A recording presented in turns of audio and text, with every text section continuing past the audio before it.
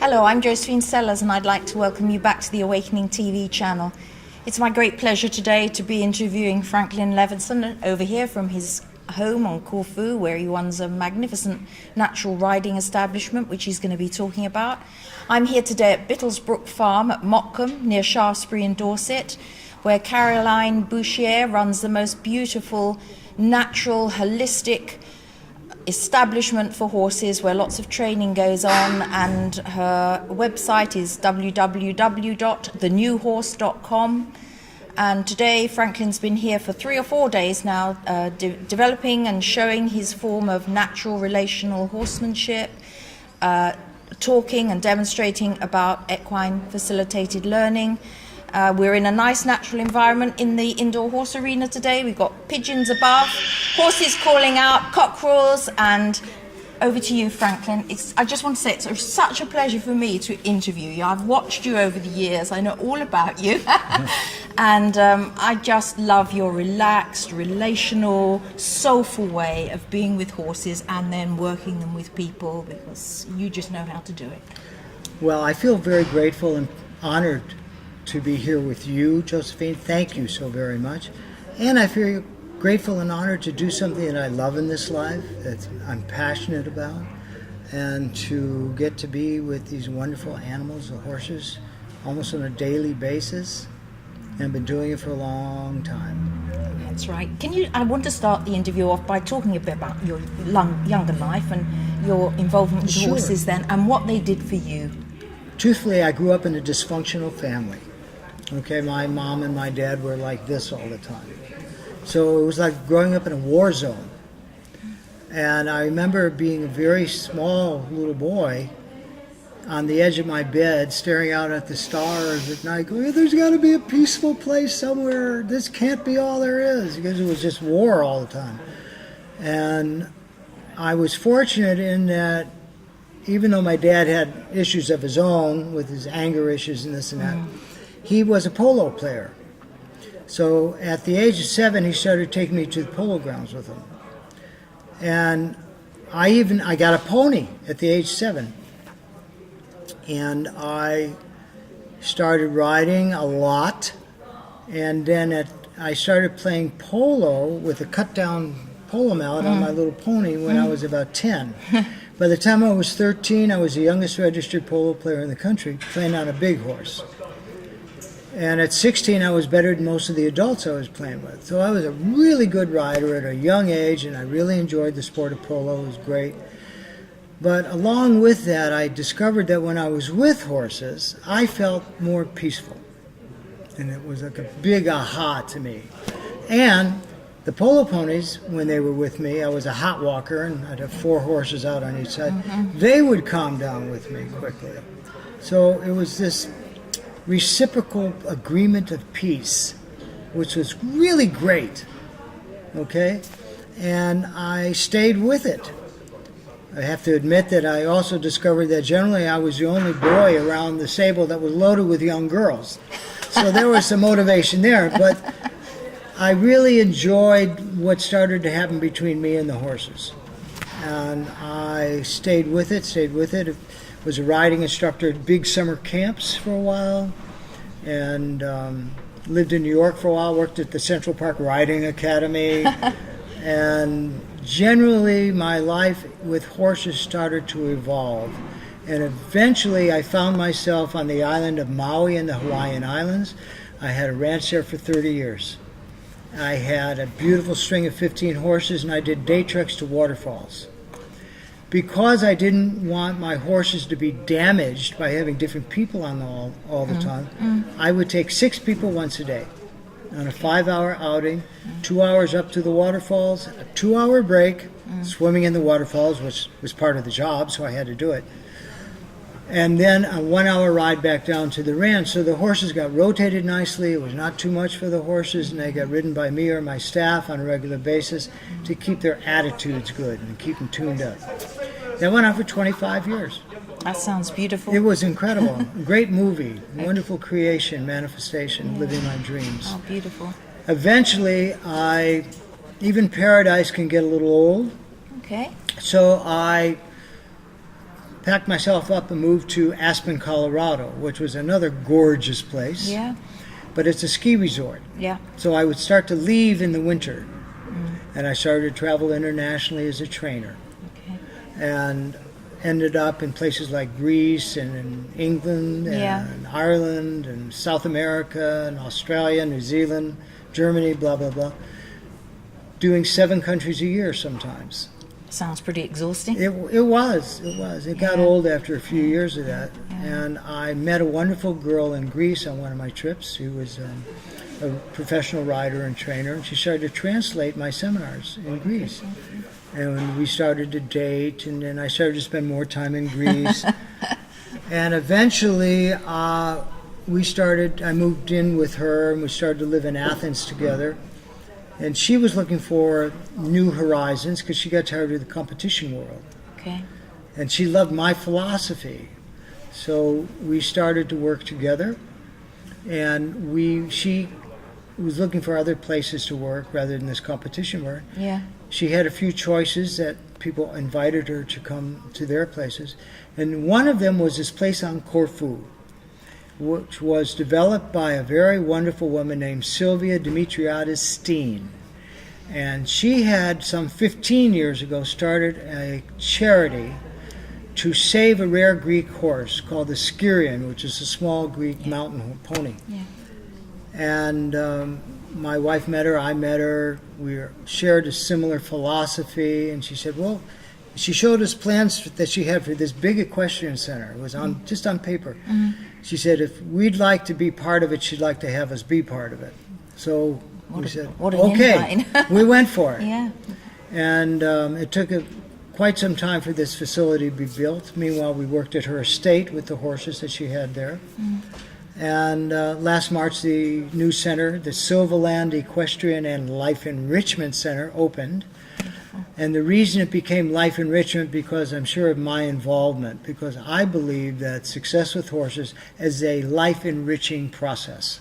Absolutely. If I can get you successful with a horse, you might be a little more like Robert Redford's character in The Horse Whisperer. Yeah. He was the great guy, the iconic guy, and he looked like Robert Redford.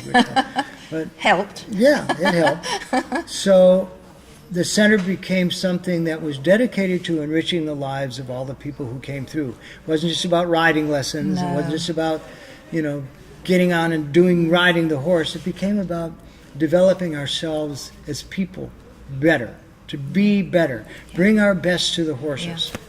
Yeah. And so my wife and I have been there with Sylvia now for a couple of years. The center started last March, and it's moving along nicely. So that, in a nutshell, brings you to the current. Was the foundation of it all. Exactly. Okay. So now you travel around the world. I still do, but not as much. I'm basically based in Corfu, and I'll do 2 or 3 big trips a year to Australia, Hawaii still.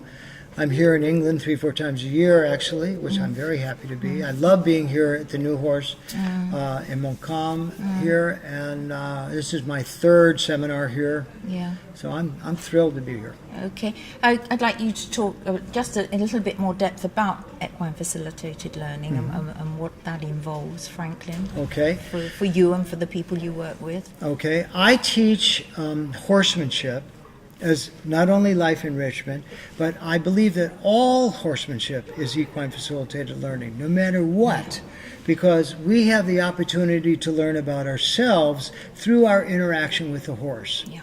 It's not about, I'm going to make this horse do something, I'm going to show him who's boss, I'm going to use coercion, I'm going to bribe him, or I'm going to use force to get what I want. That's not my way at all. I believe that excellent leadership is where we really can shine with the horse. This is because the horse is looking for a good leader so it can feel safe. Okay? They get their sense of safety from the good leader in the wild herd. I want to become that good leader who leads through compassion, through wisdom of the animal and understanding of its needs and its language. I want to be able to provide the animal with what it needs, and what it's looking for, the most important thing, are feelings of safety. Yeah. So if I can facilitate that, then he's going to trust me enough to try to do what I ask. Therefore, when I ask for something, he responds or reacts. I need to learn about myself. How am I asking? Why did it work? Why is it not working? Have I made him more afraid? Have I earned his trust? Is he feeling peaceful? Is he feeling agitated, anxious, blah, blah, blah? So this is how I look at equine facilitated learning. We learn about ourselves through the reactions or responses of the horse to what we are doing. Yeah. I like working with children with a learning disability. Tell me why that's so good. Well, because the child doesn't have the kind of opinions and preconceived notions about horses or themselves that adults do. So a bit of a blank sheet, really. Absolutely. And I do leadership team building programs using the equine facilitated learning modality. I don't mind it, but the CEO is a much tougher nut to crack than an autistic child. Yes, yeah. He's a controller. Yeah. He's wants to look a certain way. He doesn't want to appear vulnerable, blah, blah. But the child, no matter what their issues are, they're just mostly just happy to be there. Just want to be there. You know, their agenda is just to have a good time, to be happy. Which is what the horse is That's happy exactly with. what the horse wants. Real. It's a match made in heaven much of the time. And then you use those exercises with the horse to... Simple stuff. Yeah. Simple movement. Simple, Yes. ask the horse to come forward, stop, turn, back up, come forward, let's go, let's run a little bit, go a little faster, go quieter, go fast, go slow, go fast and slow. Simple transitions. Imagine the self-esteem of a child who knows he's different. Yeah. They're not stupid. They know they're different than the other kids. There's things they can't do or the other kids won't let them do. But all of a sudden, they're the leader for this big animal. And Wonderful. It's fantastic. Self-esteem, the self-belief. self-esteem, the confidence, all of it goes sky high. It's very exciting to see that happen. Brilliant. I love to watch it myself. Me too. Me too. My own agenda today is I'm very passionate about this subject, and I'm passionate about the whole horse industry. I've heard you talk in some of your lectures you've given and when you've been demonstrating about some of the misuse of horses. Well, there's something called Equine Assisted Psychotherapy, EAP. Which is what I work in. And I've seen lots of nasty things with horses, so I'm going to ask you to tell it, Franklin.